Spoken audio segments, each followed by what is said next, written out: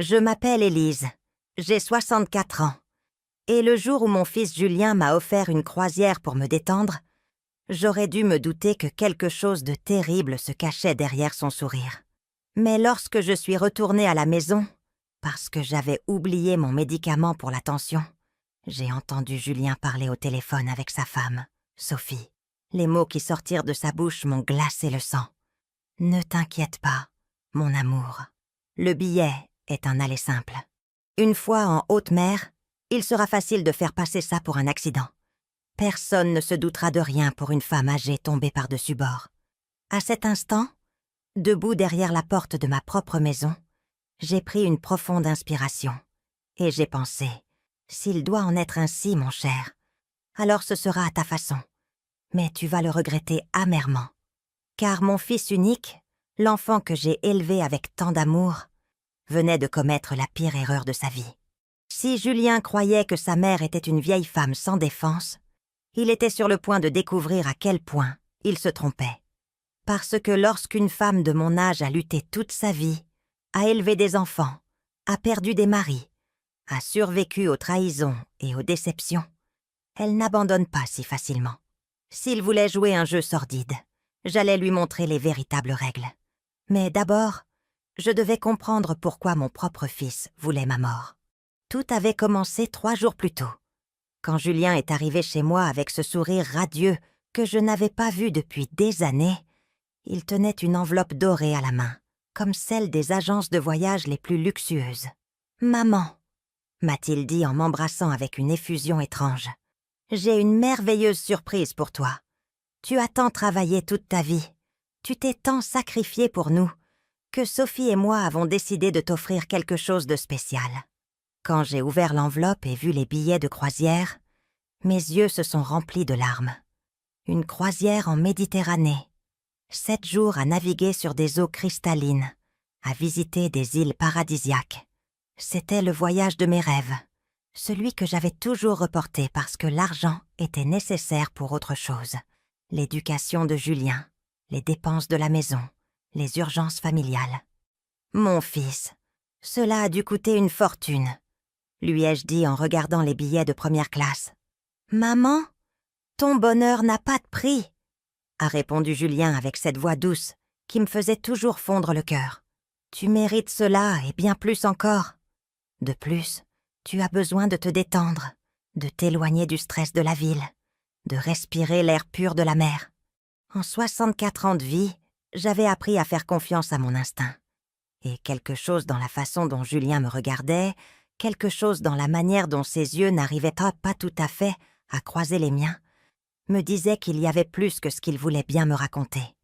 Mais c'était mon fils, mon unique enfant, le bébé que j'avais porté dans mes bras des nuits entières, quand il avait de la fièvre, le garçon à qui j'avais appris à marcher, l'adolescent que j'avais soutenu dans chaque décision importante de sa vie. « Quand est-ce que je pars ?» ai-je demandé, feignant une émotion que je ne ressentais déjà plus complètement. « Après-demain, maman, tout est déjà arrangé. Tu n'as qu'à te présenter au port avec tes bagages. » Sophie s'est occupée de tous les détails. Cette nuit-là, en préparant ma valise, je ne pouvais pas me défaire d'une sensation étrange. Julien avait été très distant ces derniers mois, me rendant moins visite, m'appelant à peine. Et soudain, ce cadeau si généreux, si inattendu. J'ai décidé que c'était ma paranoïa de vieille femme qui me faisait douter des bonnes intentions de mon fils. Après tout, peut-être s'était-il vraiment rendu compte de tout ce que je m'étais sacrifié pour lui, et voulait-il enfin me rendre un peu de cette générosité. Le jour du départ, je me suis levée tôt. J'ai fini de faire mes valises, et, alors que j'étais prête à partir, j'ai réalisé que j'avais oublié mes pilules pour la tension dans l'armoire à pharmacie de la salle de bain. Je suis rentrée, j'ai ouvert la porte avec précaution pour ne pas faire de bruit, et c'est alors que j'ai entendu la voix de Julien au téléphone dans le salon. « Oui, Sophie, elle est déjà partie pour le port. Non, elle ne se doute de rien. Le plan se déroule à la perfection. » Sa voix était froide, calculatrice, complètement différente de la voix affectueuse qu'il avait utilisée avec moi.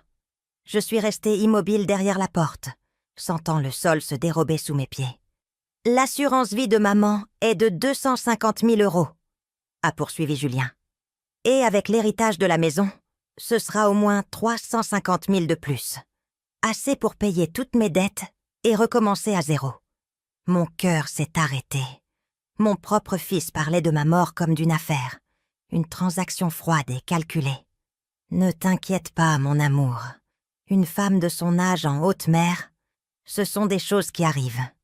Personne ne posera de questions embarrassantes, et nous serons les endeuillés parfaits, les enfants dévastés par la perte. Les larmes coulaient sur mes joues, mais pas de tristesse. C'était un mélange de rage, de déception et d'une détermination que je n'avais pas ressentie depuis des années. À ce moment, j'ai compris que j'avais élevé un monstre et que si je voulais survivre, je devrais être plus intelligente que lui. Je suis sortie de chez moi en silence, feignant de n'avoir rien entendu. Mais mon esprit travaillait déjà à toute vitesse. Je devais arriver au port. Je devais monter sur ce bateau. Mais maintenant, je savais que chaque pas que je faisais me rapprochait du danger. Pendant tout le trajet en taxi, en voyant défiler les rues de Paris par la fenêtre, je ne pouvais m'empêcher de penser à comment j'en étais arrivée là. Moi, Élise Moreau, j'avais consacré toute ma vie à être la mère parfaite. Je me suis mariée jeune, à 20 ans, avec le père de Julien. J'ai travaillé comme secrétaire dans un petit bureau pendant 15 ans, économisant chaque sou que je gagnais pour offrir à ma famille la meilleure vie possible. Quand mon mari est mort dans un accident de voiture, Julien avait à peine 12 ans, et j'ai décidé que ma seule priorité dans la vie serait de m'assurer qu'il ait tout ce dont il avait besoin. J'ai quitté mon travail pour m'occuper entièrement de lui. J'ai vendu ma voiture, j'ai mis en gage mes bijoux, j'ai utilisé toutes mes économies pour lui payer l'université la plus chère de la ville, pendant que d'autres mères de mon âge sortaient avec des amis, voyageaient, se faisaient plaisir. Je restais à la maison à faire des ménages supplémentaires pour avoir de l'argent en plus, pour les dépenses de Julien. Je ne me suis jamais plainte, je ne lui ai jamais rien reproché. Je pensais que j'élevais un homme de bien, quelqu'un qui apprécierait tout ce que sa mère avait fait pour lui. Quelle idiote j'ai été! Quand Julien s'est marié avec Sophie il y a 5 ans, j'étais si heureuse. Je pensais que j'aurais enfin la famille dont j'avais toujours rêvé, que j'aurais une belle fille, des petits-enfants, des réunions de famille pleines d'amour. Mais Sophie ne m'a jamais aimée. Dès le premier jour, j'ai vu dans ses yeux ce mépris que certaines femmes ressentent envers leur belle-mère, comme si j'étais un obstacle dans leur mariage parfait. Et Julien, mon cher Julien, a commencé à changer. Les visites se sont faites plus rares, les appels plus courts, les excuses plus élaborées. Quand je lui posais des questions sur son travail, il me donnait des réponses vagues. Quand je lui demandais ses projets, il changeait de sujet. Maintenant, assise à l'arrière de ce taxi, j'ai compris qu'il y avait eu des signes partout et que j'avais choisi de les ignorer. Comme cette fois, il y a 6 mois, quand je suis arrivée chez eux sans prévenir et que j'ai trouvé Julien en train de discuter vivement au téléphone à propos d'argent. Il est devenu nerveux en me voyant, a raccroché rapidement et m'a dit que c'était un problème mineur au travail. Ou comme la fois où j'ai entendu Sophie dire à une amie qu'elle aimerait que je ne vive pas si près d'eux, qu'ils avaient besoin de leur espace. Quand j'en ai parlé à Julien, il m'a dit que j'avais mal interprété, que Sophie m'aimait beaucoup, mais que parfois, les femmes disaient des choses qu'elles ne pensaient pas vraiment. J'ai toujours trouvé des excuses pour les défendre, pour justifier leur comportement, pour me convaincre que mon imagination me jouait des tours. Mais maintenant, avec la vérité qui me frappait comme une gifle, j'ai compris que mon fils planifiait cela depuis longtemps. Ce n'était pas une décision impulsive, c'était un plan calculé, pensé, élaboré, avec la froideur d'un assassin professionnel. Le taxi s'est arrêté devant le port de Marseille. Le navire de croisière, l'étoile de la Méditerranée, était imposant. Un géant blanc de 12 étages qui s'élevait vers le ciel comme un immeuble flottant. Il y avait des centaines de personnes qui montaient avec leurs valises, des familles entières excitées par les vacances, des couples se prenant en photo, des enfants courant partout. Eux tous allaient profiter de 7 jours merveilleux en mer. Moi, selon le plan de mon fils, je n'allais pas revenir vivante. Mais alors que je traînais ma valise vers l'entrée du bateau, un sourire a commencé à se dessiner sur mes lèvres. Julien avait commis une terrible erreur en me sous-estimant. Il avait commis l'erreur de croire que sa mère était une vieille femme stupide et sans défense. Oh, ce qu'il ne savait pas, c'est que pendant toutes ces années de silence, de sacrifice, de soumission apparente, j'avais observé, appris, gardé des informations. Je n'étais pas la femme naïve qu'il croyait. Lorsque j'ai présenté mes papiers pour l'embarquement, l'hôtesse m'a souri avec cette amabilité professionnelle qu'ils utilisent avec tous les passagers. « Madame Moreau, c'est excitant. Votre première croisière, n'est-ce pas ?»« Oui, » ai-je répondu, en gardant cette voix douce et fragile que tout le monde attendait d'une femme de mon âge. « C'est un cadeau de mon fils. Il dit que j'ai besoin de me détendre. »« Quel fils attentionné !» a commenté l'hôtesse en vérifiant mes documents. « Il va sûrement beaucoup vous manquer pendant ces 7 jours. Si seulement elle savait, ai-je pensé. Si seulement elle savait que son plan était que ce soit quand les 7 derniers jours de ma vie. Mais en montant cette rampe vers l'intérieur du bateau, je formulais déjà ma propre stratégie. J'avais 7 jours pour passer de victime à chasseuse, 7 jours pour rassembler les preuves dont j'avais besoin, 7 jours pour préparer la surprise que je réservais à Julien. Ma cabine était au 8e pont, avec vue sur la mer. Elle était belle, élégante, avec un lit confortable et un petit balcon privé. Julien avait payé pour le meilleur, pensant probablement qu'il était plus facile de faire disparaître quelqu'un d'un balcon que de l'intérieur du navire. J'ai posé ma valise sur le lit et je me suis assise un moment pour réfléchir.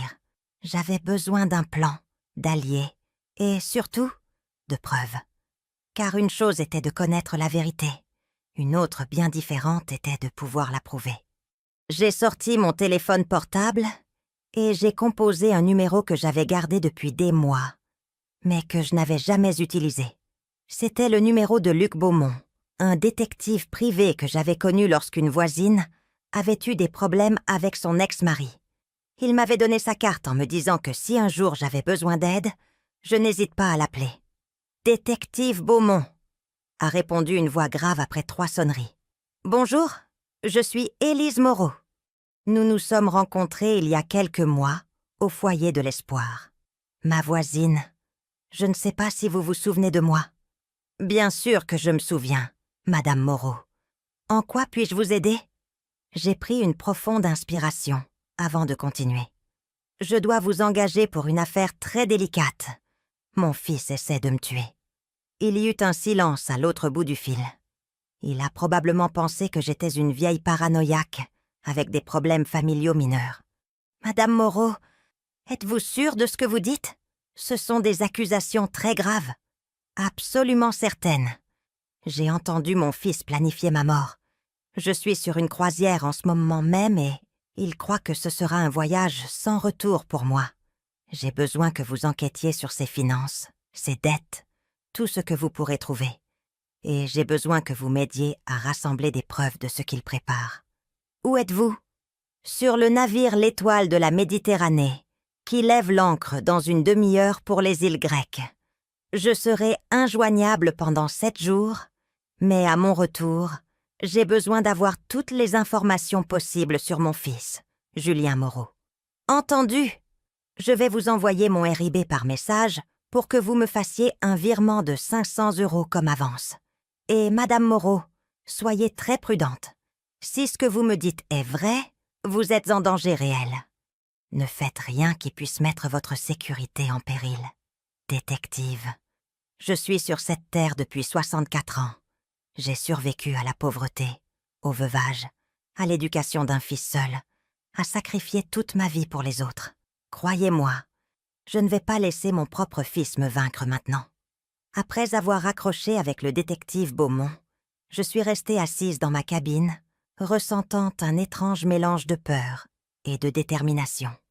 Le bateau avait commencé à bouger doucement, s'éloignant du port, et je savais que chaque mille qui nous séparait de la côte me rapprochait du moment où Julien s'attendait à ce que son plan s'exécute. Mais il y avait quelque chose que Julien ne connaissait pas de sa mère. Je n'étais pas la femme fragile qu'il croyait. Pendant toutes ces années de soumission apparente, j'avais observé, appris, gardé des secrets que ni lui, ni Sophie n'imaginaient.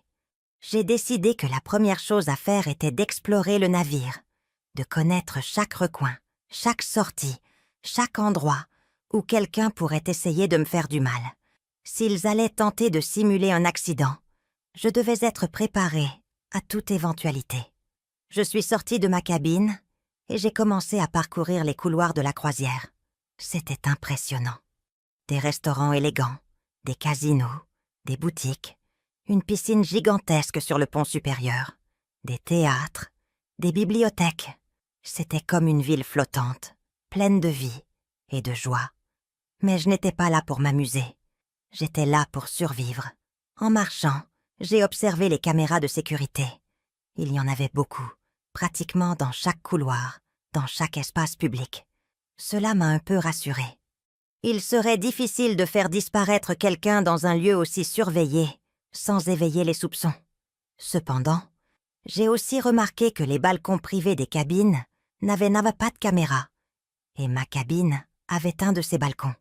Julien avait été très malin en choisissant cette chambre spécifique. Dans le restaurant principal, alors que je déjeunais seule à une table près de la fenêtre, j'ai commencé à observer les autres passagers. La plupart étaient des familles en vacances, des couples âgés célébrant des anniversaires, des groupes d'amis s'amusant.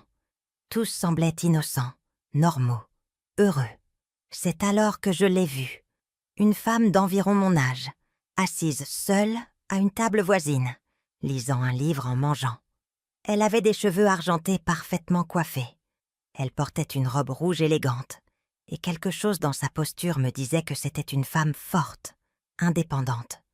Nos regards se sont croisés par hasard, et elle m'a souri avec cette chaleur que seules les femmes de notre génération savent partager. J'ai décidé de m'approcher. « Excusez-moi », lui ai-je dit timidement. « Cela vous dérange si je m'assois avec vous? Je déteste manger seule. »« Je vous en prie, asseyez-vous », a-t-elle répondu d'une voix chaleureuse, avec un léger accent que je n'ai pas pu identifier. « Je suis Hélène Fournier, de Lyon. Et vous? Élise Moreau, de Paris.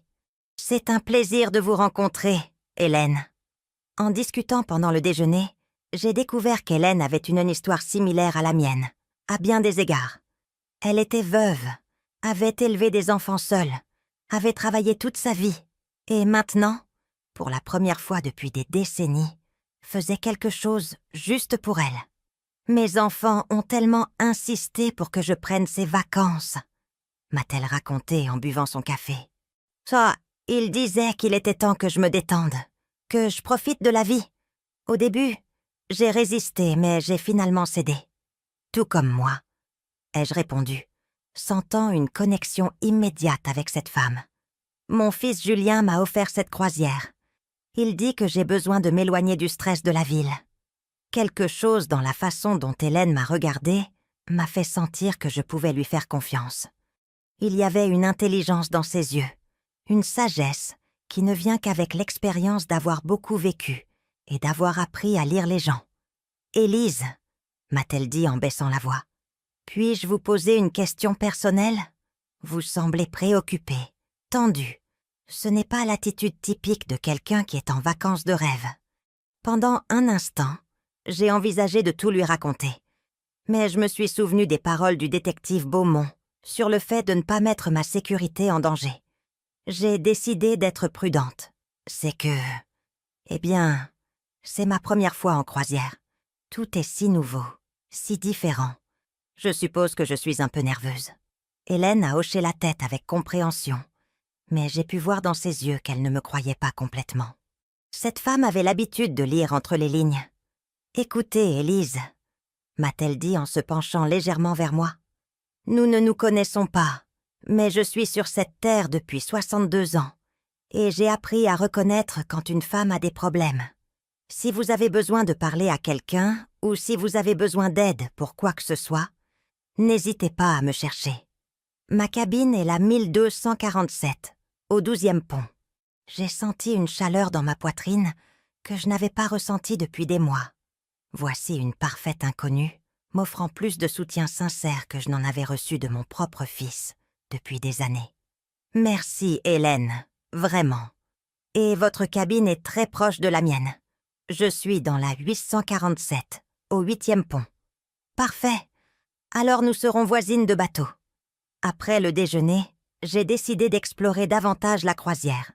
Je suis allée à la bibliothèque où j'ai trouvé des ordinateurs avec accès à Internet. C'était limité et cher, mais je pouvais envoyer des messages courts. Je me suis assise devant l'un des ordinateurs et j'ai écrit un email rapide au détective Beaumont. « Je vais bien. Enquêtez particulièrement sur les dettes de jeu de Julien. Je pense que la clé est là. J'ai une nouvelle alliée sur le bateau. Je resterai en contact quand je le pourrai. Élise. » Ensuite, je suis allée au casino du navire. Pas pour jouer, mais pour observer. Je voulais comprendre comment fonctionnait le monde du jeu. Quel type de dettes quelqu'un pouvait accumuler. Comment les gens en arrivaient-ils à être si désespérés pour de l'argent qu'ils considéraient le meurtre comme une option? J'ai vu des hommes et des femmes parier des sommes énormes avec le naturel de celui qui achète un magazine. J'ai vu l'excitation sur leur visage quand ils gagnaient et le désespoir quand ils perdaient. J'ai vu comment certains joueurs semblaient être dans une spirale descendante, pariant de plus en plus d'argent dans une tentative désespérée de récupérer ce qu'ils avaient perdu. Et alors j'ai compris. Julien n'était pas seulement un fils ingrat, c'était un homme désespéré, probablement avec des dettes énormes, qui voyait la mort de sa mère comme la seule issue à ses problèmes financiers. Ce soir-là, alors que je dînais au restaurant principal, j'ai de nouveau rencontré Hélène. Cette fois, elle s'est approchée de ma table sans que je l'invite. « Élise », m'a-t-elle dit en s'asseyant en face de moi. « J'ai réfléchi à notre conversation de cet après-midi et je dois vous dire quelque chose. Vous n'avez pas l'air d'une femme en vacances. Vous avez l'air d'une femme qui fuit quelque chose ou qui prépare quelque chose. » Je suis restée silencieuse un moment, évaluant ce que je pouvais lui révéler. « Hélène », lui ai-je finalement dit, « avez-vous déjà découvert que quelqu'un que vous aimez profondément vous a trahi de la pire des manières ?» Ses yeux se sont adoucis et j'y ai vu une lueur de reconnaissance. « Oui », a-t-elle répondu simplement. « Mon premier mari, j'ai découvert qu'il volait de l'argent de l'entreprise de mon père depuis des années. Il a failli nous mener tous à la faillite. Qu'avez-vous fait ? Ce que je devais faire. J'ai rassemblé toutes les preuves. Je l'ai confronté et je me suis assurée qu'il paie pour ce qu'il avait fait. Mais Élise, nous parlons de votre fils. » J'ai pris une profonde inspiration. Hélène avait déjà prouvé qu'elle pouvait garder des secrets de famille difficiles, et j'avais besoin d'une alliée, de quelqu'un en qui avoir confiance pendant ces 7 jours cruciaux. « Hélène », lui ai-je dit en la regardant droit dans les yeux, « mon fils essaie de me tuer, et j'ai 7 jours pour l'en empêcher, et prouver ce qu'il prépare. » L'expression sur le visage d'Hélène a changé immédiatement. Ce n'était pas de la surprise, ni de l'incrédulité. C'était le regard d'une femme qui avait vécu assez longtemps pour savoir que les familles peuvent cacher les secrets les plus sombres. « Élise », m'a-t-elle dit en baissant la voix jusqu'à en faire un murmure, « racontez-moi tout, depuis le début. » Pendant les 40 minutes suivantes, j'ai raconté à Hélène toute l'histoire. Je lui ai parlé du cadeau de la croisière, de la conversation téléphonique que j'avais entendue, des dettes de jeu que je soupçonnais Julien d'avoir, de l'assurance vie et de l'héritage qu'il espérait toucher après ma mort. Hélène m'a écoutée sans m'interrompre une seule fois. Quand j'ai eu fini, elle était restée silencieuse quelques minutes, traitant toutes les informations. « Élise », m'a-t-elle dit finalement, « c'est très sérieux. Vous êtes en danger réel, mais il me semble aussi que vous avez déjà un plan. »« Je commence à en avoir un », ai-je répondu. « J'ai engagé un détective privé pour enquêter sur les finances de Julien. Mais j'ai besoin de plus que ça. J'ai besoin de preuves concrètes de ses intentions. J'ai besoin de témoignages. J'ai besoin de preuves qu'un juge ne pourra pas ignorer. Et comment comptez-vous obtenir tout ça alors que vous êtes joint sur ce bateau ? C'est là que j'ai besoin de votre aide, Hélène. Julien va essayer de communiquer avec moi pendant le voyage. Il va m'appeler, m'envoyer des messages, en feignant d'être le fils inquiet. Chacune de ces conversations sera une occasion pour lui de se trahir. Hélène a hoché la tête lentement, commençant à comprendre où j'allais. « Vous voulez l'enregistrer » a-t-elle dit. « Exactement. Mais je ne peux pas le faire seule. J'ai besoin de témoins. J'ai besoin de quelqu'un qui puisse confirmer ce que je documente. Quelqu'un sans lien émotionnel avec Julien. Quelqu'un de crédible. »« Comptez sur moi » a répondu Hélène sans hésiter. « Mais Élise, il y a autre chose que nous devons considérer. Si Julien prépare vraiment un accident sur ce bateau, il est possible que quelqu'un d'autre soit impliqué. Quelqu'un sur la croisière qui travaille avec lui. Cette possibilité ne m'était pas venue à l'esprit, et cela m'a glacé le sang. Vous croyez que Julien pourrait avoir soudoyé quelqu'un du personnel du navire? C'est possible. Ou il pourrait avoir engagé quelqu'un pour se faire passer pour un passager. Élise, vous devez être très vigilante ces prochains jours. Ne faites confiance à personne, sauf à moi. N'acceptez pas de boissons d'inconnus. Ne restez pas seul dans des endroits isolés, surtout sur votre balcon. J'avais déjà pensé au balcon. C'est trop pratique, trop privé. Exactement. Écoutez, j'ai une proposition. Pourquoi ne passez-vous pas les nuits dans ma cabine? J'ai une suite avec un canapé-lit. Ainsi, nous serons ensemble. Et si quelqu'un vient vous chercher dans votre chambre, il ne vous trouvera pas. La générosité d'Hélène m'a profondément touchée. Cette femme, que je connaissais à peine depuis quelques heures, était prête à risquer sa propre sécurité pour m'aider. « Hélène, je ne peux pas vous demander de faire ça. Si Julien a vraiment quelqu'un sur ce bateau... »« Élise, » m'a-t-elle interrompu fermement. « J'ai 62 ans. J'ai élevé 4 enfants. J'ai enterré 2 maris. J'ai dirigé ma propre entreprise pendant 30 ans. Je n'ai pas peur d'un gamin pourri qui veut tuer sa mère pour de l'argent. De plus, a-t-elle ajouté avec un sourire malicieux, ça fait longtemps que je n'ai pas eu une aventure excitante. Ce soir-là, après le dîner, Hélène m'a aidé à déménager certaines de mes affaires essentielles dans sa cabine. Elle était beaucoup plus grande que la mienne, avec un salon séparé de la chambre et un balcon plus large. Mais le plus important, c'est qu'il y avait 2 lits, ce qui nous permettait de nous surveiller mutuellement. Pendant que nous organisions mes affaires, Hélène m'a posé des questions détaillées sur Julien, sur sa personnalité, sur ses habitudes, sur sa relation avec Sophie. « Dites-moi, Élise, Julien a-t-il toujours été manipulateur ou est-ce quelque chose de nouveau? » « Il a toujours été très intelligent, » ai-je répondu en réfléchissant attentivement. Depuis son enfance, il savait exactement quoi dire pour obtenir ce qu'il voulait. Mais je pensais que c'était de la ruse normale d'enfant. Je n'aurais jamais imaginé que cela puisse être ça. Et Sophie, comment est leur relation? Au début, ils semblèrent très amoureux. Mais ces dernières années, j'ai remarqué une tension. Sophie se plaint toujours de l'argent, qu'ils ont besoin d'une plus grande maison, de vacances plus chères, d'une meilleure voiture. Et Julien promet toujours que les choses vont s'améliorer, qu'il va trouver plus d'argent. Maintenant, nous savons d'où cet argent allait venir, a commenté Hélène sombrement. Vers 22 heures, mon téléphone a sonné. C'était Julien. Hélène et moi nous sommes regardés. Le moment était venu de mettre notre plan en pratique. « Souvenez-vous » m'a murmuré Hélène en préparant son propre téléphone pour enregistrer. « Faites-le parler. Laissez-le se trahir lui-même. » J'ai pris une profonde inspiration et j'ai répondu. « Julien. »« Allô, mon fils? Allô, maman. Comment se passe la croisière? Tu t'amuses ?» Sa voix semblait parfaitement normale, affectueuse, inquiète. Si je n'avais pas entendu sa conversation avec Sophie, j'aurais cru qu'il se souciait vraiment de moi. « C'est magnifique, mon fils. Le bateau est incroyable. Ma cabine est très confortable. Merci beaucoup pour ce cadeau si généreux. »« De rien, maman. Tu le mérites. As-tu rencontré de nouvelles personnes?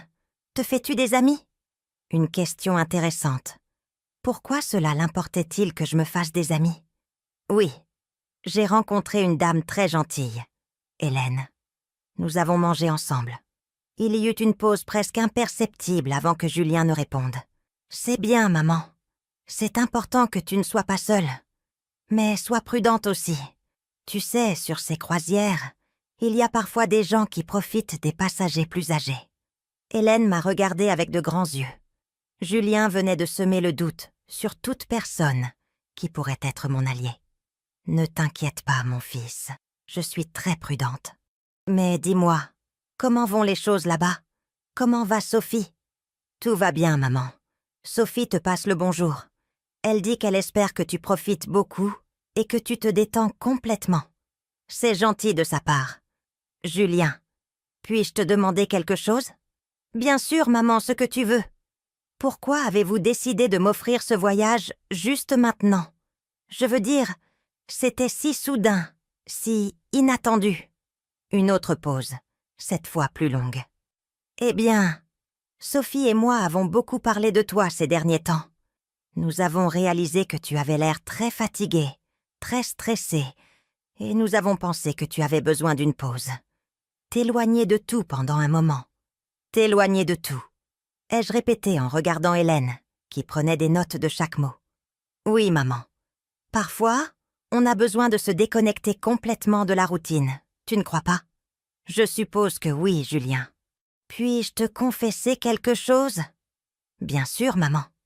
Au début, je me sentais un peu coupable d'accepter ce cadeau si coûteux.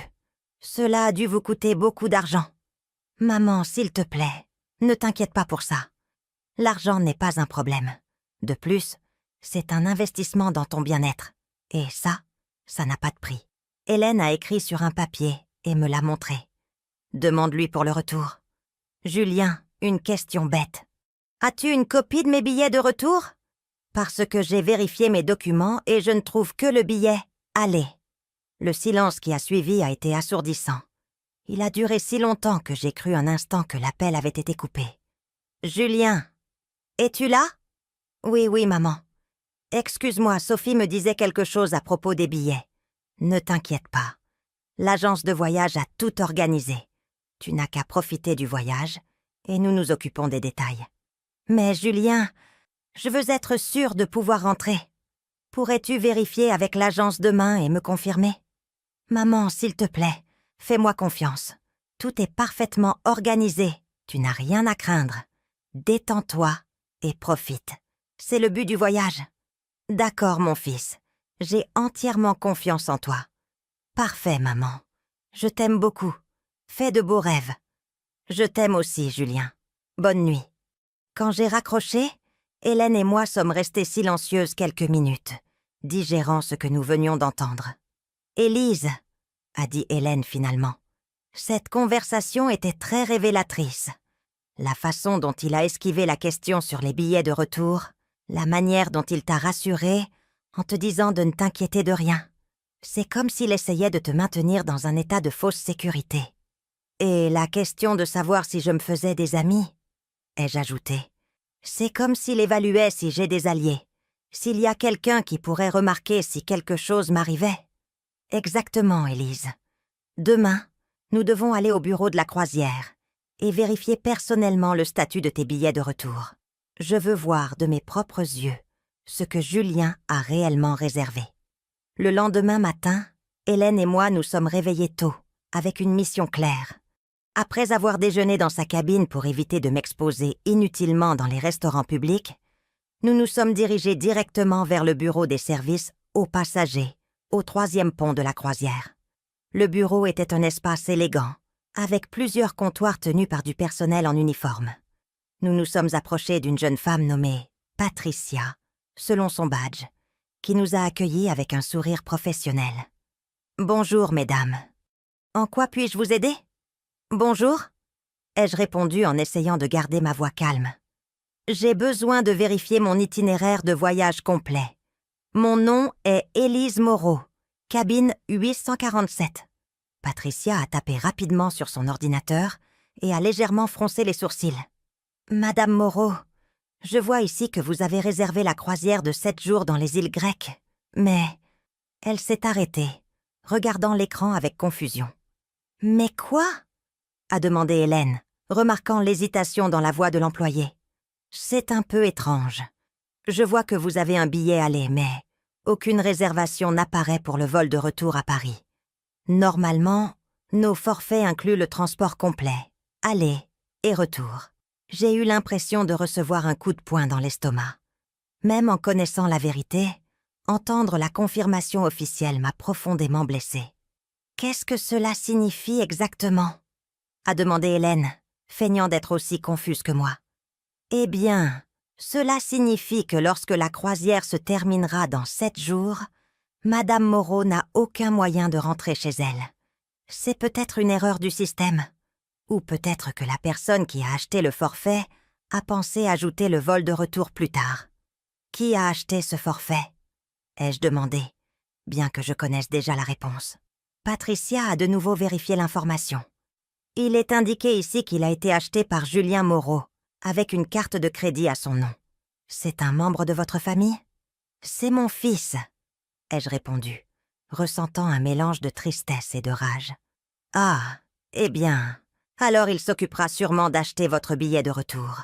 Mais, Madame Moreau, je vous recommande de le contacter bientôt, car les vols depuis les îles grecques vers Paris se remplissent rapidement, surtout à cette période de l'année. Hélène et moi nous sommes regardés de manière significative. « Patricia !» est intervenue Hélène. « Serait-il possible que Madame Moreau achète son billet de retour dès maintenant, pour être sûre d'avoir une place ?»« Bien sûr. Laissez-moi vérifier la disponibilité. » Patricia a tapé pendant plusieurs minutes.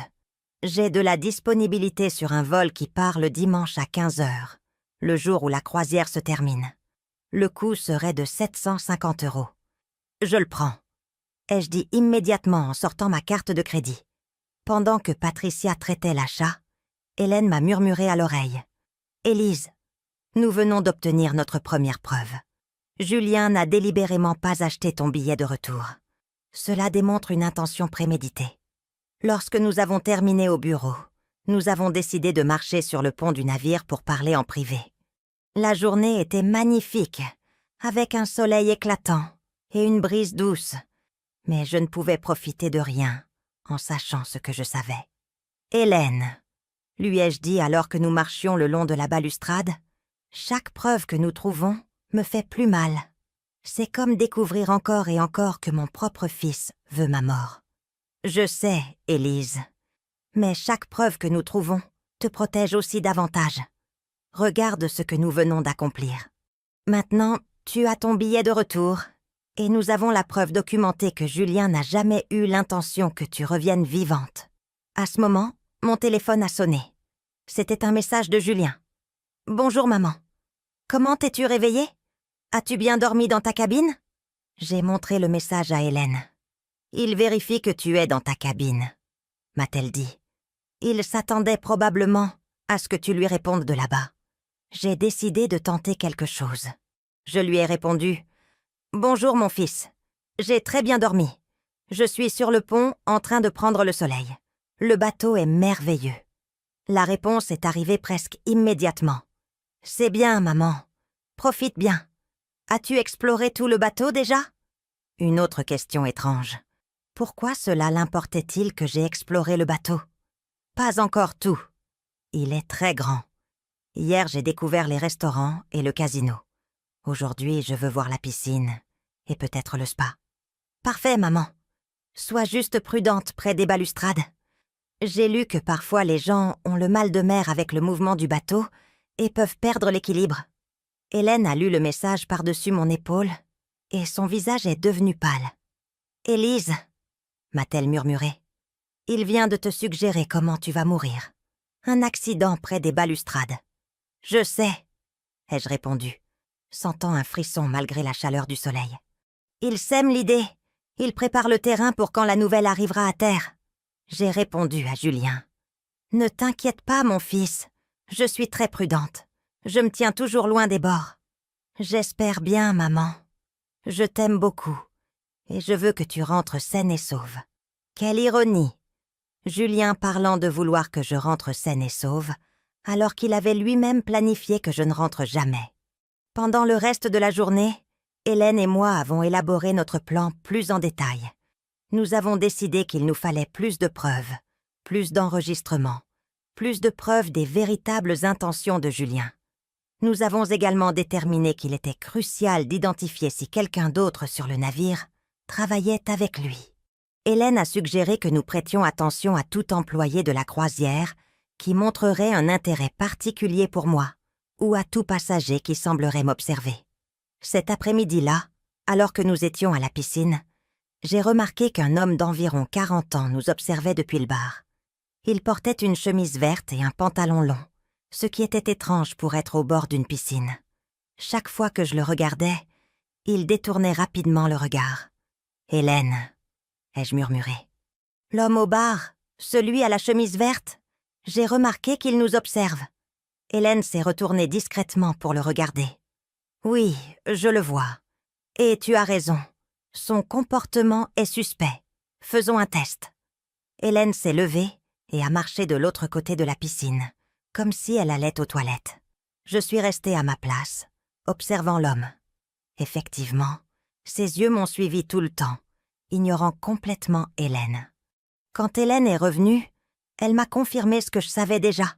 « Élise, cet homme te surveille définitivement, toi en particulier. Quand je me suis éloignée, il ne m'a prêté aucune attention. Ses yeux étaient fixés sur toi. Qu'est-ce qu'on fait? Nous allons être très intelligentes. Lève-toi et marche vers l'ascenseur. Je vais rester ici et observer s'il te suit. » J'ai fait exactement ce qu'Hélène m'a suggéré. Je me suis levée, j'ai ramassé mes affaires lentement et j'ai marché vers l'ascenseur. Quand les portes se sont ouvertes, j'ai regardé en arrière discrètement. L'homme à la chemise verte s'était levé de sa place au bar et marchait dans ma direction. Je suis rapidement montée dans l'ascenseur et j'ai appuyé sur le bouton du 12e étage où se trouvait la cabine d'Hélène. Quand les portes se sont fermées, j'ai ressenti un soulagement temporaire, mais aussi une confirmation terrifiante. Julien avait définitivement quelqu'un qui me surveillait sur le bateau. 15 minutes plus tard, Hélène est arrivée à la cabine. « Élise, tu as raison. Cet homme t'a suivi jusqu'à l'ascenseur. Quand il a vu que tu étais montée, il a aussi pris l'ascenseur suivant. C'est définitivement suspect. Qu'est-ce qu'on fait maintenant? Si Julien a quelqu'un ici, je suis en danger réel. Nous allons être plus intelligentes qu'eux, » a répondu Hélène avec détermination. « Demain, nous allons confronter cet homme, mais de manière sûre. Nous allons le pousser à se trahir, tout comme nous le faisons avec Julien. » Ce soir-là, alors que nous dînions dans la cabine d'Hélène pour éviter de nous exposer dans les restaurants publics, mon téléphone a de nouveau sonné. Cette fois, c'était Sophie. « Élise, c'est Sophie. Comment se passe la croisière ?» C'était la première fois en des mois que Sophie m'appelait directement. Sa voix semblait faussement joyeuse. « Allô Sophie, quelle surprise de t'entendre. La croisière est magnifique. Merci beaucoup. »« Tant mieux, Élise. Julien m'a dit que vous aviez parlé hier et que tu étais très contente. Ça nous rassure beaucoup. » Hélène a activé l'enregistrement sur son téléphone. « Oui, je profite beaucoup. Bien que j'ai une question, Sophie. Hier, je suis allée au bureau de la croisière et on m'a dit que je n'avais pas de billet de retour. Sais-tu quelque chose à ce sujet ?» Il y eut une longue pause avant que Sophie ne réponde. « Oh, Élise, c'est étrange. Julien s'est occupé de tous les détails. Il y a peut-être eu une erreur dans le système. Mais ne t'inquiète pas, nous nous occupons de régler ça. Tu es sûre? Parce que j'ai déjà acheté mon propre billet pour être tranquille. » Une autre pause. « Tu as déjà acheté ton billet de retour? Élise, tu n'aurais pas dû faire ça. Nous allions nous en occuper. C'est que j'ai eu un peu peur de me retrouver coincée dans les îles, sans moyen de rentrer à la maison. Bien sûr, je comprends parfaitement. Bon, Élise, je te laisse continuer à profiter. On se voit à ton retour. Sophie, avant que tu ne raccroches, puis-je te demander quelque chose? Oui, dis-moi. Pourquoi avez-vous décidé de m'offrir ce voyage juste maintenant? Julien m'a dit que vous aviez parlé de moi, mais il ne m'a pas expliqué ce qui vous a spécifiquement motivé.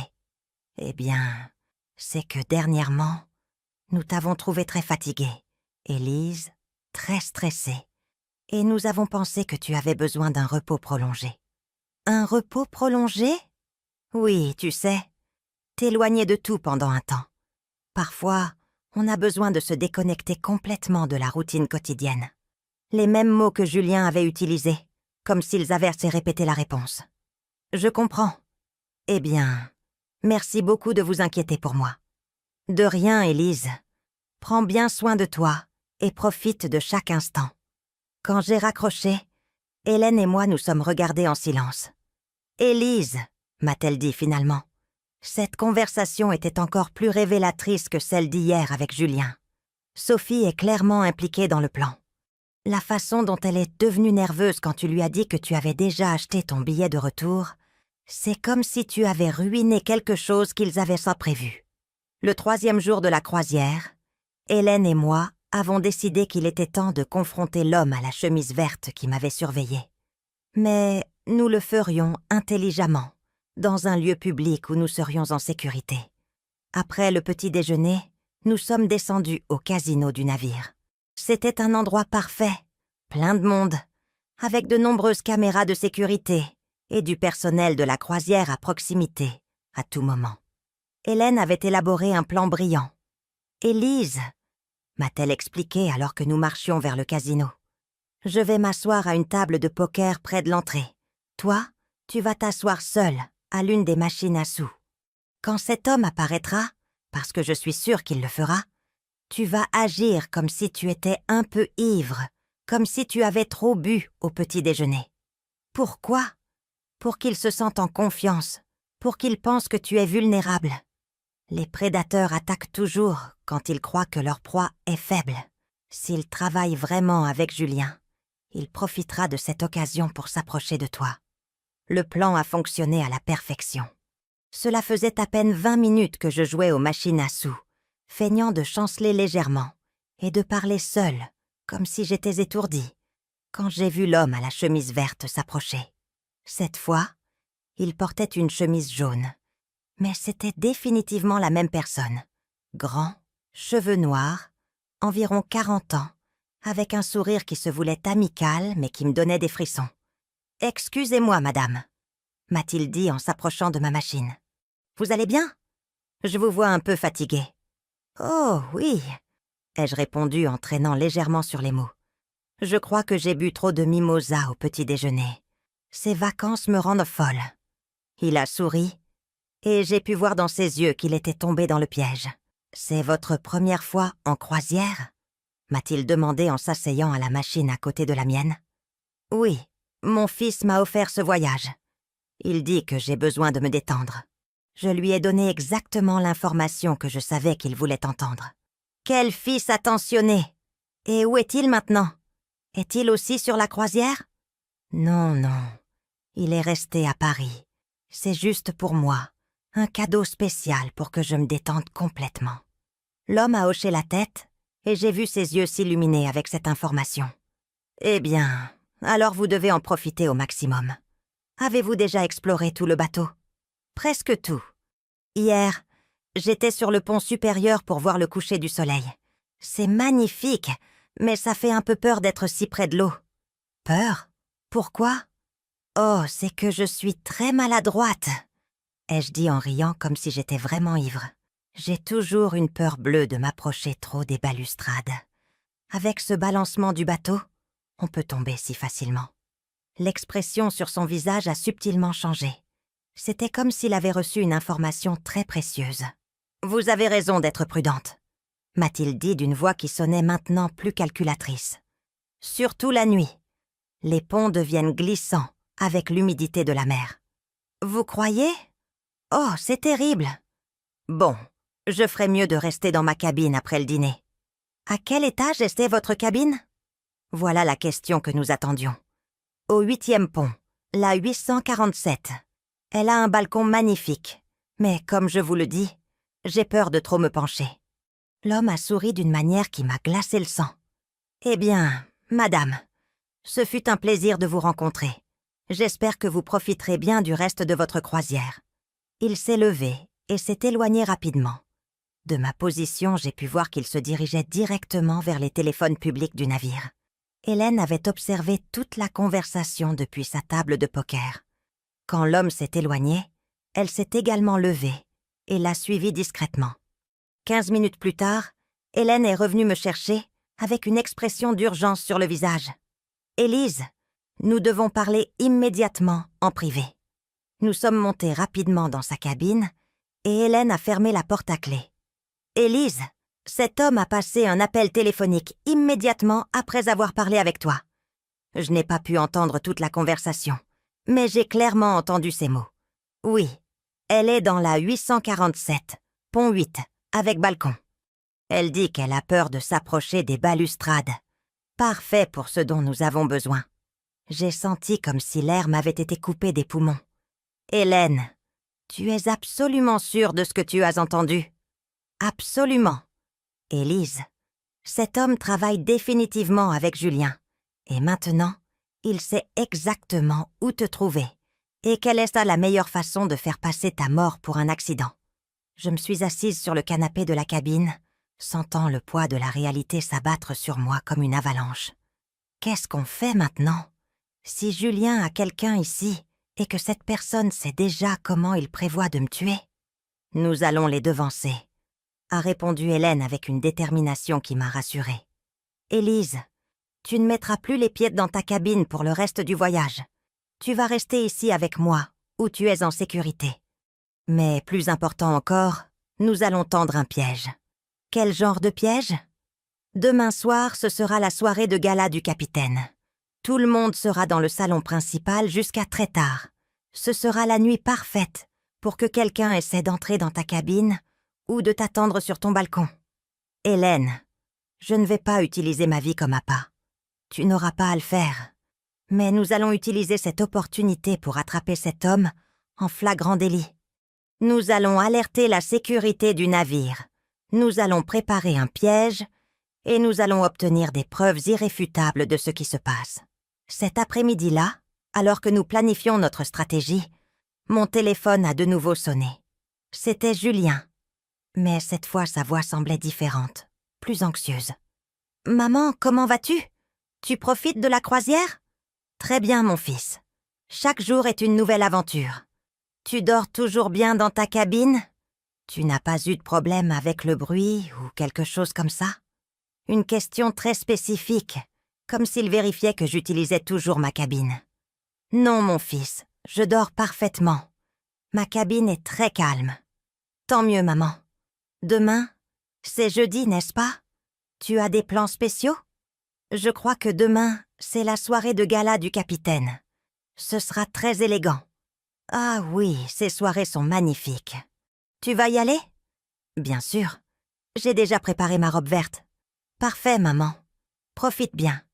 À quelle heure se termine normalement cette fête? » Une autre question très spécifique.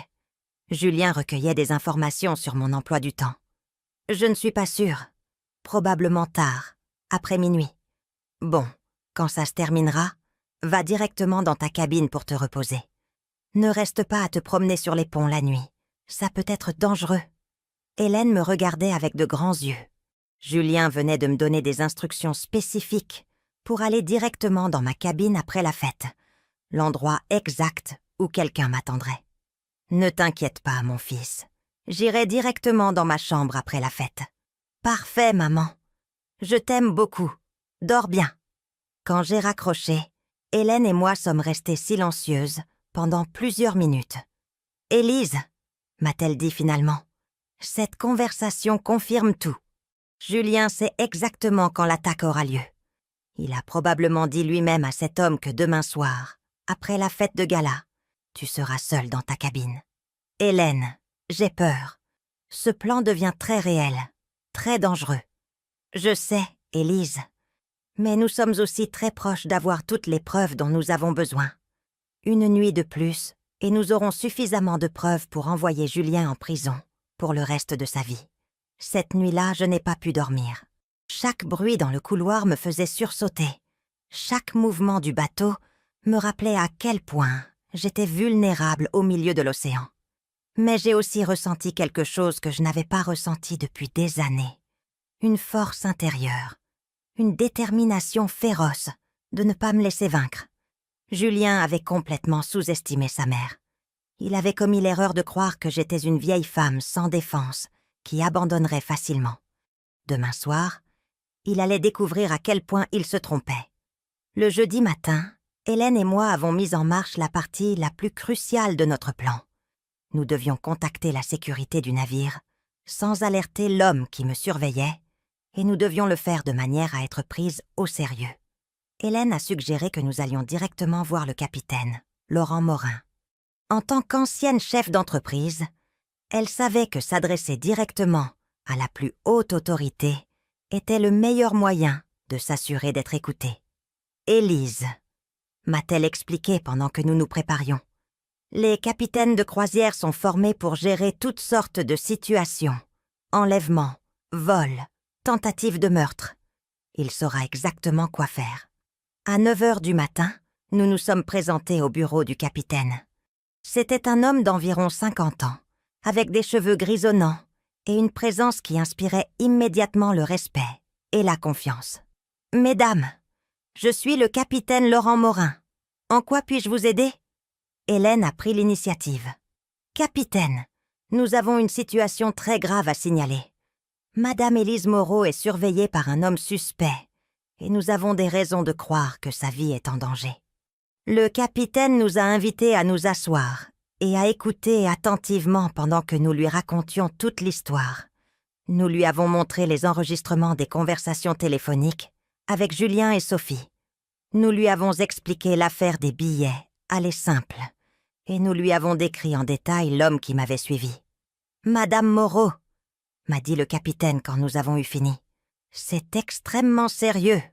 Si ce que vous me dites est vrai, nous parlons d'une tentative de meurtre avec préméditation sur mon navire. »« Capitaine », ai-je répondu, « je comprends que cela semble incroyable, mais chaque preuve que nous avons recueillie pointe vers la même conclusion. »« Cela ne me semble pas du tout incroyable, » a répondu gravement le capitaine. « Je navigue depuis 20 ans et j'ai tout vu. La cupidité peut pousser les gens à faire des choses inimaginables, même à leurs propres proches. » Hélène s'est penchée en avant. « Capitaine, nous avons un plan pour attraper cet homme en flagrant délit ce soir, pendant la soirée de gala. Mais nous avons besoin de votre aide et de la coopération de votre équipe de sécurité. » Le capitaine a écouté notre plan en détail. C'était risqué, mais intelligent. J'assisterai à la soirée de gala comme prévu. Mais au lieu d'aller dans ma cabine après, je resterai cachée avec Hélène. Pendant ce temps, la sécurité du navire surveillerait ma cabine et les environs pour attraper l'homme suspect, s'il tentait quelque chose. « C'est un bon plan », a admis le capitaine. « Mais nous allons y apporter quelques modifications pour assurer entièrement votre sécurité. » Il nous a expliqué qu'ils installeraient des caméras supplémentaires près de ma cabine, qu'ils auraient des agents de sécurité déguisés en passagers dans les couloirs proches, et qu'ils me fourniraient un dispositif de panique que je pourrais activer de n'importe où sur le navire. « Madame Moreau », m'a dit le capitaine avant que nous ne partions, « je veux que vous sachiez qu'à partir de ce moment, vous êtes sous la protection officielle de ce navire. Je ne permettrai pas que quoi que ce soit vous arrive tant que vous êtes sous ma responsabilité. » Pour la première fois depuis des jours, je me suis sentie vraiment en sécurité. Le reste de la journée s'est écoulé lentement. Hélène et moi sommes restés dans sa cabine à revoir le plan encore et encore, nous assurant d'être prêtes à toute éventualité. À 17h, nous avons commencé à nous préparer pour la soirée de gala. Il était important que j'aie l'air normal, que je ne donne aucun signe que je savais ce qui se passait. J'ai mis ma plus élégante robe verte, je me suis coiffée soigneusement et je me suis maquillée comme si j'étais vraiment excitée par la fête. Hélène portait une magnifique robe dorée qui la rendait sophistiquée et confiante. « Élise », m'a-t-elle dit alors que nous finissions de nous préparer, « ce soir va tout changer. Demain matin, tu seras libérée de Julien pour toujours, et il devra faire face aux conséquences de ses actes. » La soirée de gala était spectaculaire. Le salon principal du navire avait été transformé en un palais flottant, avec des décorations élégantes, de la musique live et des tables remplies de mets exquis. Il y avait des centaines de passagers élégamment vêtus, dansant, riant, profitant de la soirée. Mais je ne pouvais pas me concentrer sur la beauté de la fête. Mes yeux cherchaient constamment l'homme aux chemises colorées essayant de le localiser dans la foule. Je l'ai trouvé près du bar, portant cette fois une chemise blanche et une veste noire. Il semblait être habillé pour l'occasion, mais ses yeux étaient fixés sur moi, suivant chacun de mes mouvements. Hélène et moi avons dansé, mangé, discuté avec d'autres passagers, en feignant que c'était une soirée de vacances normale. Mais intérieurement, nous comptions toutes les deux les minutes, jusqu'à ce que nous puissions mettre notre plan en action. À 23h30, j'ai décidé qu'il était temps de passer à l'action. Je me suis approchée d'Hélène et lui ai murmuré « C'est l'heure. Je vais sortir du salon comme si j'allais à ma cabine. Attends 5 minutes et suis-moi. » Je suis sortie du salon principal en marchant lentement, comme si j'étais fatiguée après une longue soirée de fête. J'ai pris l'ascenseur jusqu'au 8e pont, où se trouvait ma cabine. Mais au lieu d'aller vers ma chambre, je me suis dirigée rapidement vers les escaliers de secours qui menaient au 12e pont. Depuis les escaliers, je pouvais voir le couloir menant à ma cabine. Il était désert, éclairé seulement par les veilleuses du navire. Hélène est arrivée 5 minutes plus tard, et nous nous sommes cachés ensemble dans les escaliers, observant mon couloir à travers une petite fenêtre. « Tu vois quelque chose ?» m'a murmuré Hélène. « Pas encore, mais je suis sûre qu'il va apparaître. » Nous n'avons pas eu à attendre longtemps. À 00h15, nous avons vu une silhouette se déplaçant furtivement dans le couloir. C'était l'homme à la chemise blanche, mais il portait maintenant des gants noirs et tenait quelque chose dans les mains que je n'ai pas pu identifier. Il s'est dirigé droit vers ma cabine et s'est arrêté devant la porte. Il a sorti quelque chose de sa poche, probablement des outils pour crocheter les serrures, et a commencé à travailler sur la porte. « Hélène !» ai-je murmuré. « Il entre dans ma cabine. Nous devons alerter la sécurité maintenant. » Hélène a immédiatement activé le dispositif de panique que le capitaine nous avait donné. Une petite lumière rouge a commencé à clignoter, envoyant un signal silencieux à l'équipe de sécurité. L'homme a réussi à ouvrir la porte de ma cabine et est entré. De notre position, nous pouvions voir qu'il avait une petite lampe de poche et qu'il inspectait la pièce. 3 minutes plus tard, des agents de sécurité du navire ont commencé à apparaître dans le couloir.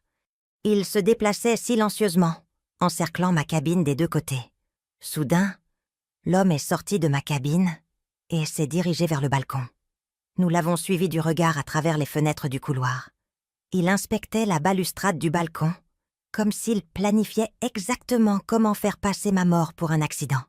C'est alors que la sécurité du navire a agi.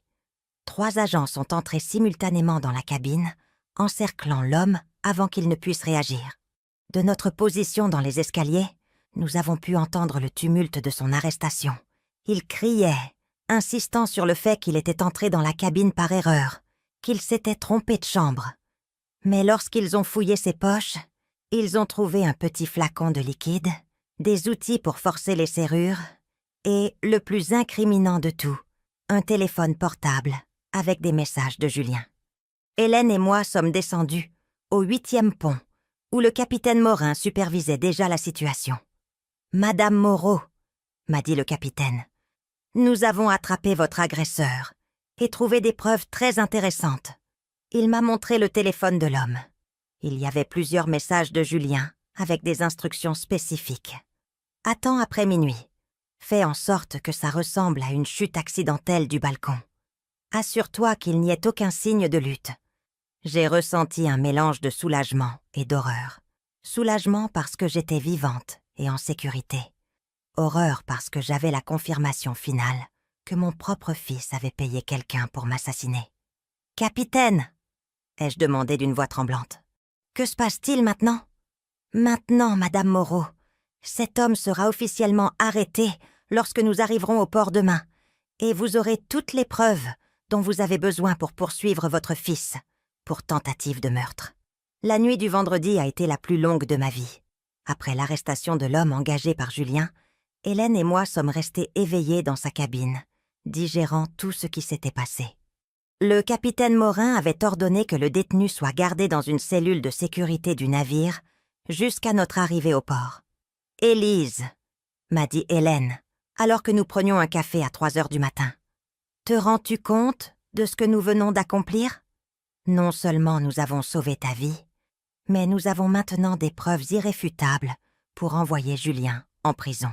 « Je sais », ai-je répondu, ressentant un étrange mélange de triomphe et de profonde tristesse. « Mais Hélène, je viens aussi de découvrir que mon unique enfant, le garçon que j'ai élevé avec tant d'amour, voulait vraiment ma mort. Je ne sais pas comment je vais m'en remettre. » « Tu vas t'en remettre parce que tu es une femme plus forte que Julien ne l'a jamais imaginé. Et parce que tu vas maintenant avoir l'opportunité de vivre ta vie libérée de sa manipulation et de sa cruauté. » À 6 heures du matin, le détective Beaumont m'a appelé de Paris. Il avait travaillé toute la nuit à enquêter sur les finances de Julien. « Madame Moreau !» m'a-t-il dit d'une voix excitée. « J'ai trouvé exactement ce que nous cherchions. Votre fils a des dettes de jeu de plus de 250 000 € auprès de prêteurs très dangereux. Mais ce n'est pas tout. Qu'avez-vous trouvé d'autre? Julien a falsifié votre signature sur des documents bancaires pendant des mois. Il a utilisé votre maison comme garantie pour plusieurs prêts, sans que vous le sachiez. Si vous étiez morte, il aurait tout hérité et aurait pu payer ses dettes. Mais, Élise, il y a autre chose que vous devez savoir. Dites-moi. Sophie est aussi endettée jusqu'au cou. Elle a des cartes de crédit en souffrance pour plus de 60 000 €. Tous les deux étaient désespérés pour de l'argent, et votre mort était la seule solution qu'ils voyaient. Chaque nouvelle révélation était comme un poignard dans le cœur. Non seulement Julien, mais aussi Sophie, avaient la planifié ma mort pour de l'argent. Détective Beaumont, que devons-nous faire maintenant? Quand vous rentrerez à Paris demain, nous irons directement au bureau du procureur. Avec toutes les preuves que nous avons, Julien et Sophie seront arrêtés immédiatement. » Après avoir raccroché, je suis restée assise en silence pendant un long moment. Hélène a respecté mon besoin de digérer tout ce que j'avais entendu. Finalement, j'ai décidé qu'il était temps de faire quelque chose que j'avais reporté. Appeler Julien. « Hélène, » ai-je dit. « Je veux appeler Julien maintenant. Je veux entendre sa voix quand je lui dirai que je sais tout ce qu'il a fait. Tu es sûre, Élise? Ça pourrait être dangereux. S'il se rend compte que son plan a échoué. Le danger ne m'importe plus. Je suis fatiguée de faire semblant, fatiguée de jouer la mère naïve qui ne sait rien. Je veux qu'il sache que sa mère n'est pas la vieille sotte qu'il croyait. » J'ai composé le numéro de Julien. Il a répondu après la deuxième sonnerie. « Maman, quelle surprise! Comment t'es-tu réveillée? Bien dormi après la fête ?» Sa voix sonnait faussement joyeuse comme toujours. Mais maintenant je pouvais entendre le mensonge derrière chaque mot. « Allô, Julien? Oui, j'ai très bien dormi. Mais je dois te raconter quelque chose de très intéressant qui s'est passé la nuit dernière. »« Qu'est-ce qui s'est passé, maman? » ?»« Eh bien, après la fête, quand je suis retournée à ma cabine, j'ai trouvé un homme essayant d'entrer dans ma chambre. Peux-tu croire ça? » Il y eut un long silence à l'autre bout du fil. « Un homme? Quel genre d'homme? » « Un homme d'environ 40 ans. La sécurité du navire l'a arrêté. Et sais-tu ce qui est le plus étrange, Julien? »« Quoi, maman? » Quand ils ont vérifié son téléphone, ils ont trouvé tes messages. Des messages où tu lui donnais des instructions sur comment me tuer et faire passer ça pour un accident. Le silence qui a suivi a été assourdissant. Il a duré si longtemps que j'ai cru que Julien avait raccroché. « Julien, es-tu toujours là? »« Maman, » a-t-il dit finalement d'une voix complètement différente, froide et calculatrice. « Je ne sais pas de quoi tu parles. C'est impossible. »« C'est impossible? » ?»« Julien, j'ai des enregistrements de toutes nos conversations téléphoniques. J'ai la preuve que tu n'as jamais acheté mon billet de retour. J'ai des preuves que tu as engagé un tueur. Et le détective que j'ai engagé a des preuves de toutes tes dettes de jeu et des prêts frauduleux que tu as contractés en utilisant ma maison. » Un autre long silence. « Tu as engagé un détective? Maman, es-tu devenue folle? »« Non, Julien, je suis devenue intelligente. Pour la première fois de ma vie, j'ai cessé de te faire aveuglément confiance et j'ai commencé à utiliser mon cerveau.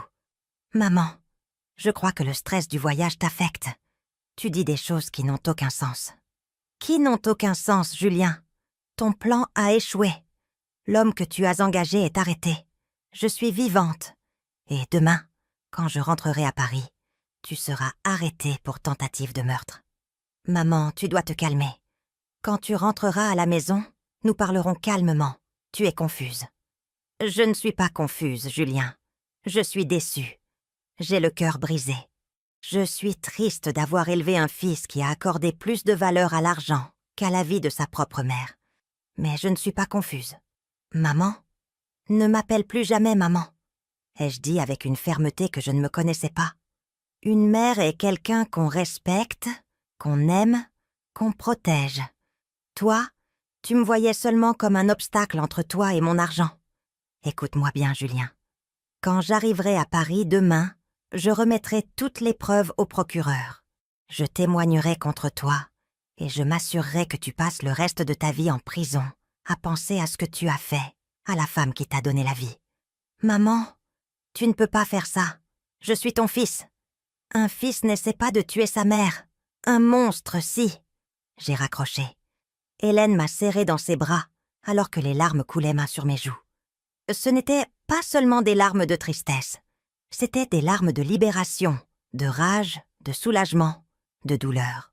C'était comme si tous les sentiments des derniers jours sortaient de moi, en même temps. « Élise, » m'a dit Hélène doucement, « ce que tu viens de faire a demandé un courage incroyable. Ce n'était pas la fin d'une relation, c'était la naissance d'une nouvelle Élise. Une femme qui ne permettra plus jamais à personne d'abuser de sa bonté. » Le reste de la journée, nous l'avons passé à nous préparer pour le retour à Paris. Le capitaine Morin nous a aidés à organiser toutes les preuves, les enregistrements des conversations téléphoniques, les rapports de sécurité, les déclarations des témoins, les photos de l'homme arrêté et des objets trouvés en sa possession. « Madame Moreau, » m'a dit le capitaine avant le dîner, « je veux que vous sachiez qu'en 20 ans de navigation, je n'ai jamais vu une femme faire preuve d'autant de courage et de détermination que vous, cette semaine. Votre fils a complètement sous-estimé sa mère. Ce soir-là, ma dernière nuit sur la croisière, Hélène et moi avons dîné au restaurant principal pour la première fois depuis le premier jour. Je n'avais plus à me cacher, plus à faire semblant, plus à avoir peur. « Hélène, » lui ai-je dit en trinquant avec du champagne, « je ne sais pas comment te remercier pour tout ce que tu as fait pour moi. Tu m'as sauvé la vie. Élise, tu t'es sauvé la vie. Je n'étais que ta compagne d'aventure. Mais je veux que tu saches que cette expérience m'a aussi changée. Elle m'a rappelé que les femmes de notre âge ont encore beaucoup à offrir au monde, beaucoup de force à montrer. Que vas-tu faire quand nous rentrerons à terre? Je vais retourner à Lyon et je vais commencer à vivre ma vie plus pleinement. Et toi, Élise, que vas-tu faire? Je vais m'assurer que Julien paie pour ce qu'il a fait. Et ensuite, je vais commencer à vivre pour moi-même, pour la première fois en 64 ans. Le samedi matin, lorsque la croisière est arrivée au port de Marseille, je n'étais plus la même femme qui avait embarqué sur ce navire 7 jours plus tôt. J'étais Élise Moreau, mais une version complètement nouvelle de moi-même, plus forte, plus intelligente, plus déterminée que jamais. Hélène et moi nous sommes dit au revoir au port, avec des larmes aux yeux, mais aussi avec la promesse de rester en contact pour toujours. Elle avait été plus qu'une amie pendant ces jours cruciaux. Elle avait été ma sœur, mon alliée, ma sauveuse. « Élise, » m'a-t-elle dit alors que nous nous étreignions une dernière fois, « rappelle-toi que tu n'es plus la femme qui se sacrifie en silence. Tu es la femme qui se bat pour sa vie et qui gagne. N'oublie jamais cette force que tu as découverte. Je ne l'oublierai jamais, Hélène. Et je n'oublierai jamais que lorsque j'avais le plus besoin de quelqu'un, tu es apparue comme un ange dans ma vie. Mon vol pour Paris partait à 15 heures. J'avais suffisamment de temps pour appeler le détective Beaumont et confirmer que tout était prêt pour la suite. « Madame Moreau, » m'a dit Beaumont quand nous avons parlé, « j'ai tout préparé. Dès que vous atterrirez, nous irons directement au bureau du procureur. Le procureur a déjà examiné toutes les preuves que je lui ai envoyées et il est prêt à émettre les mandats d'arrêt. Pendant le vol de retour à Paris, je n'ai pas pu m'empêcher de réfléchir à tout ce qui s'était passé. Il y a une semaine, j'étais une femme de 64 ans qui vivait en silence, qui avait consacré toute sa vie à satisfaire les autres, qui avait permis qu'on la sous-estime et qu'on l'ignore. Mais ces 7 jours sur la croisière m'avaient complètement transformée. J'avais découvert que j'avais une intelligence stratégique que je n'avais jamais utilisée, un courage que je n'avais jamais montré, une détermination dont je n'avais jamais eu besoin. Quand l'avion a atterri à Paris, le détective Beaumont m'attendait à l'aéroport. C'était un homme d'environ 50 ans, grand, avec des cheveux grisonnants et une présence qui inspirait immédiatement confiance. « Madame Moreau », m'a-t-il dit en me serrant la main. « C'est un honneur de vous rencontrer enfin. Ce que vous avez accompli sur cette croisière est extraordinaire. »« Détective, j'ai seulement fait ce que je devais faire pour survivre. »« Non, madame, vous avez fait bien plus que survivre. Vous avez orchestré la chute de votre propre fils avec une précision que même les détectives les plus expérimentés admirent. Nous nous sommes dirigés directement vers le palais de justice, où le procureur Antoine Lambert nous attendait. C'était un homme sérieux, d'environ 40 ans, qui avait méticuleusement examiné toutes les preuves. « Madame Moreau », m'a dit le procureur après avoir écouté mon témoignage complet. « En 15 ans de carrière, je n'ai jamais vu un cas aussi bien documenté par la victime elle-même. Les enregistrements, les preuves financières, les témoignages du personnel de la croisière, tout cela forme un dossier solide comme le roc. « Que se passe-t-il maintenant ?» ai-je demandé. « Maintenant, nous émettons les mandats d'arrêt pour Julien Moreau, pour tentative de meurtre, association de malfaiteurs et fraude financière. Pour Sophie Moreau, pour association de malfaiteurs et complicité de tentative de meurtre. Ils seront tous les deux arrêtés avant la fin de la journée. » 2 heures plus tard, j'étais assise dans mon salon, dans ma propre maison, à attendre. Le détective Beaumont avait insisté pour rester avec moi jusqu'à l'arrestation de Julien et Sophie, au cas où il tenterait quelque chose de désespéré. À 18 heures, mon téléphone a sonné. C'était le procureur Lambert. « Madame Moreau, j'ai des nouvelles. Julien et Sophie ont été arrêtés. Nous les avons trouvés chez eux, se préparant apparemment à fuir le pays. Ils avaient des valises bouclées et des billets d'avion pour la Suisse. J'ai ressenti un mélange de soulagement et de profonde tristesse. Soulagement parce que j'étais enfin complètement en sécurité. Tristesse à cause de la confirmation finale que mon fils avait vraiment voulu me tuer. Que va-t-il leur arriver maintenant? Ils vont être traduits en justice. Avec toutes les preuves que nous avons, ils recevront probablement de longues peines de prison.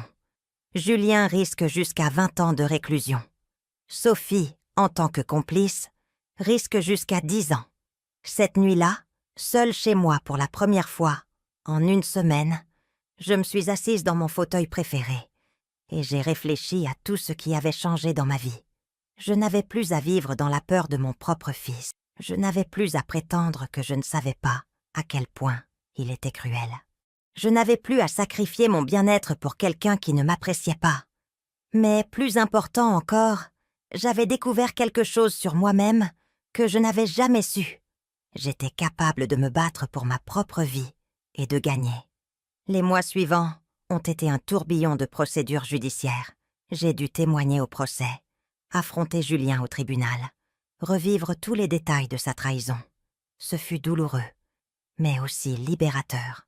Pendant le procès, Julien a tenté de jouer le rôle du fils repenti, de l'homme qui avait commis une terrible erreur, mais qui aimait vraiment sa mère. Mais les preuves étaient accablantes.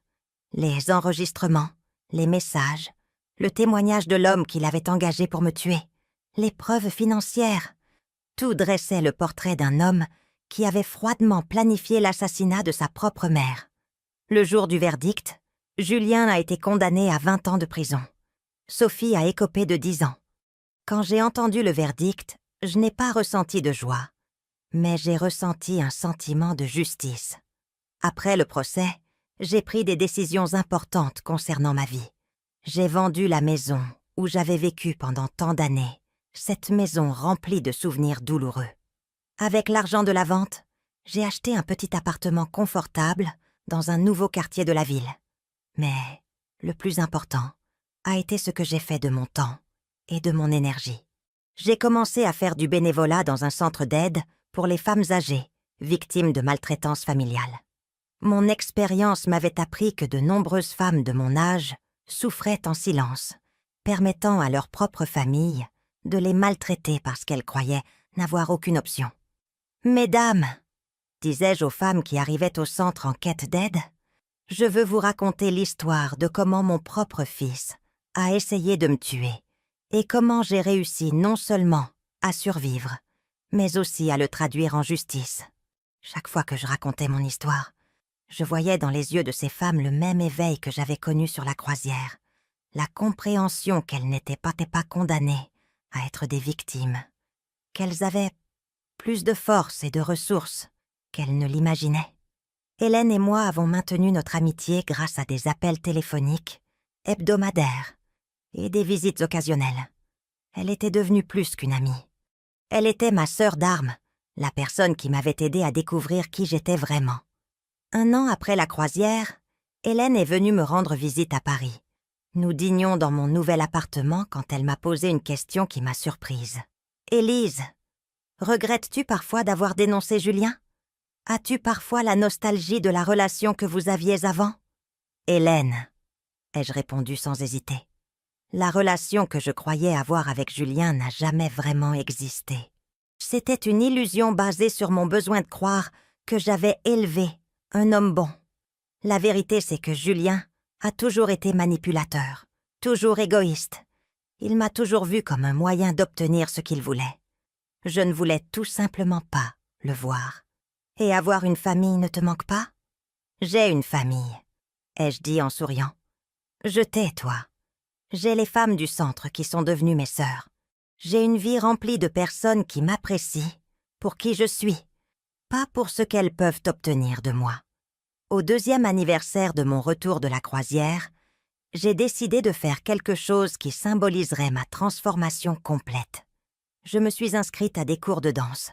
À 66 ans, j'ai appris à danser la salsa, le tango et le merengue. « Élise, » m'a dit mon professeur de danse, un jeune homme de 30 ans nommé Pierre. « Je n'ai jamais vu quelqu'un de votre âge bouger avec autant d'assurance et de grâce. Où avez-vous appris à avoir une telle confiance en vous ?»« Je l'ai apprise en mer, » ai-je répondu avec un sourire. J'ai appris que lorsqu'une femme se bat pour sa vie, elle découvre une force qu'elle ne soupçonnait pas.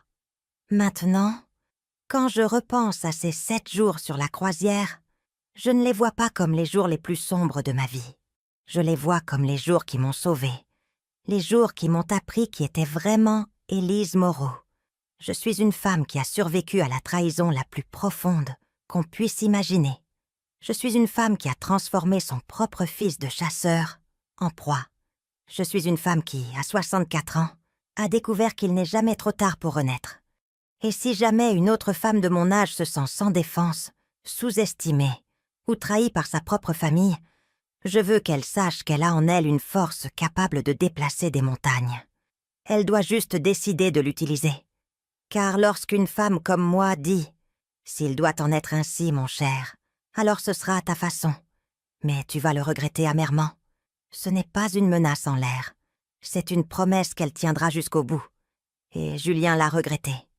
Il l'a regretté quand il a été arrêté. Il l'a regretté quand il a été condamné. Et il continuera de le regretter chaque jour des 20 prochaines années qu'il passera en prison, se rappelant qu'il a complètement sous-estimé la femme qui lui a donné la vie.